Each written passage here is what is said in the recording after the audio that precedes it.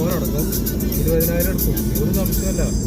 ഞാൻ എൻ്റെ വൈഫിനോട് പറഞ്ഞിട്ട് വൈഫിനോട് ചോദിച്ചു ഏതെങ്കിലും കാണിച്ച് കാണുമ്പോൾ ഞാനെന്നെ പറഞ്ഞാണ്.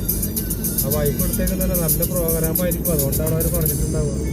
കൊടുത്തോളൂ. അല്ലാണ്ട് ഇപ്പോൾ അത് വരുന്നുണ്ടെങ്കിൽ വരെ അല്ലെങ്കിൽ കാശ് കഴിച്ചാൽ ഞാൻ കൊടുത്തോളാം പറഞ്ഞു. അങ്ങനെയൊക്കെ ടിക്കറ്റ് അടക്കം ഞാൻ റെഡിയാക്കി വെച്ച ആളാണ്. അതെനിക്ക് പിന്നെ എല്ലാവരും 5,000, 7,000, 4,000 ഒക്കെ പറഞ്ഞ കാരണം നമ്മളങ്ങനെ ചെയ്തെന്ന് മാത്രമാവും. അതും 30-ാം പറയാൻ പറഞ്ഞ ഓർക്ക് അപ്പം വച്ചവായ അപ്പം തന്നെ മുളക്കണം എന്ന് പറഞ്ഞാൽ നടക്കണ കേട്ടത്.